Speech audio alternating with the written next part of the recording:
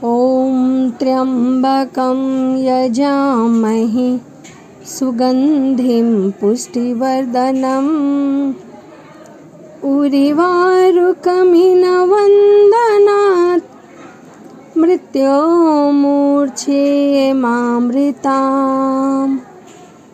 ओम नमः शिवाय।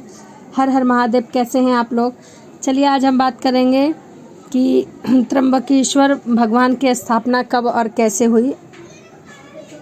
श्री त्र्यंबकेश्वर भगवान का मंदिर नासिक जिले में स्थित है। यह मंदिर भगवान शिव के उन 12 ज्योतिर्लिंगों में से एक माना जाता है। कहा जाता है कि यह गोदावरी नदी के वहाँ से गोदावरी नदी निकलती है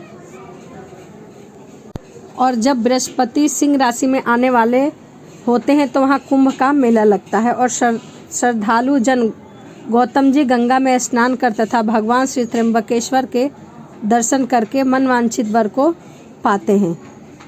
त्र्यंबकेश्वर ज्योतिर्लिंग सबसे अद्भुत और मुख्य बात यह है कि इनका 3 मुख होने के कारण ही इन्हें त्र्यंबकेश्वर ज्योतिर्लिंग कहा जाता है। इसमें भगवान ब्रह्मा, विष्णु और एक भाग रुद्र का रूप माना गया है। इस लिंग के चारों ओर रत्न जड़ित मुकुट रखा गया है, जिसे त्रिदेव के मुकुट के रूप में भी माना जाता है। इस मुकुट में हीरा, पन्ना और कई बेशकीमती रत्न लगे हुए हैं। त्र्यंबकेश्वर में इसको सिर्फ सोमवार के दिन 4 से 5 बजे तक दर्शन आदि को दिखाया जाता है। गोदावरी नदी के किनारे बसे त्र्यंबकेश्वर मंदिर का निर्माण काले पत्थरों से किया गया है और इसे काफ़ी खूबसूरती से बनाया गया है। अब चलिए बात कर लेते हैं कि त्र्यंबकेश्वर जो ज्योतिर्लिंग है वो वहाँ आया कैसे। तो इस पर हमारी एक प्राचीन कथा है। महर्षि गौतम के तपोवन में रहने वाले ब्रह्मा की पत्नियां किस बात पर गौतम ऋषि की पत्नियां अहिल्या से नाराज हो गईं। उन सभी पत्नियों ने अपने पतियों को गौतम ऋषि का अपमान करने के लिए प्रेरित किया। जब ब्राह्मणों ने इसके लिए भगवान गणेश की आराधना की तो उनकी आराधना से प्रसन्न होकर गणेश जी ने उनसे मनवांछित वर मांगने को कहा। उन पर ब्राह्मण ने कहा कि प्रभु किस प्रकार ऋषि गौतम को इस आश्रम से बाहर निकाल दिया जाए। गणेश जी को विवश होकर उनकी बात माननी पड़ी। तब गणेश जी ने एक दुर्लभ गाय का रूप धारण करके ऋषि गौतम के खेत में जाकर फसल खाने लगे। देववश गौतम ऋषि वहां पहुंचे और तिनके की मुट्ठी से उसे हटाने लगे। तृण के स्पर्श से गौ पृथ्वी पर गिर पड़ी और ऋषि के सामने ही मर गई और ऋषि को गौ हत्या लग गई। उस समय छिपे हुए सारे ब्राह्मण एकत्रित होकर गौ हत्यारे कह कर ऋषि गौतम का अपमान कर रहे थे। ऐसी परिस्थिति में देखकर गौतम ऋषि उन ब्राह्मणों से प्रायश्चित पूछा। तब उन्होंने कहा कि गौतम, तुम अपने पाप को सर्वत बताते हुए 3 बार पृथ्वी की परिक्रमा करो, फिर लौटकर यहाँ 1 महीने तक व्रत करो। इसके बाद इस ब्रह्मगिरि पर 100 बार घूमो, तभी तुम्हारी शुद्धि होगी। यदि यह न कर पाओगे तो गंगा जी को लाकर उनके जल में स्नान करके 1 करोड़ पार्थिव शिवलिंग से भगवान शिव जी की आराधना करो। इसके बाद फिर तुम गंगा जी से पुनः स्नान करो।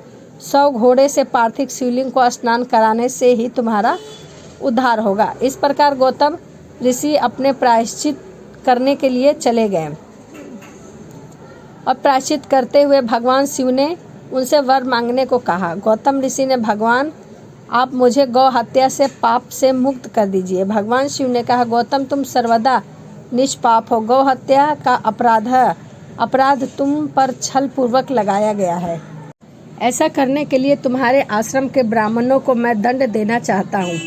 इस पर महर्षि गौतम ने उन्हीं के इस कार्य से मुझे आपके दुर्लभ दर्शन प्राप्त किए हैं। अब उन्हें मेरा परम भक्त समझिए और उन पर क्रोध ना करिए।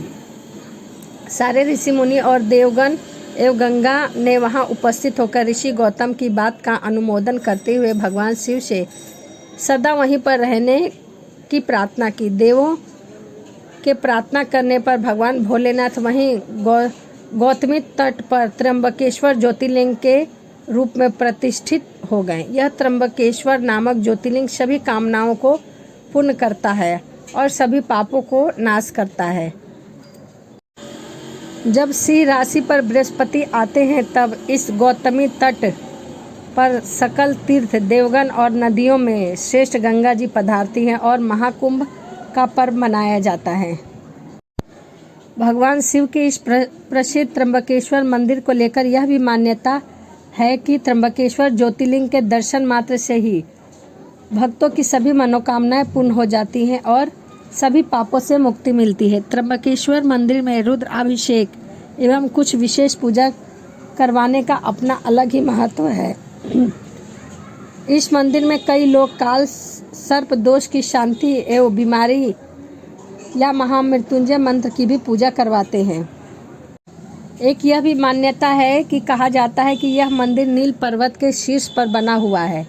कहा जाता है कि परशुराम की तपस्या देखने के लिए सभी देवी देवताएं यहाँ पर आए थे।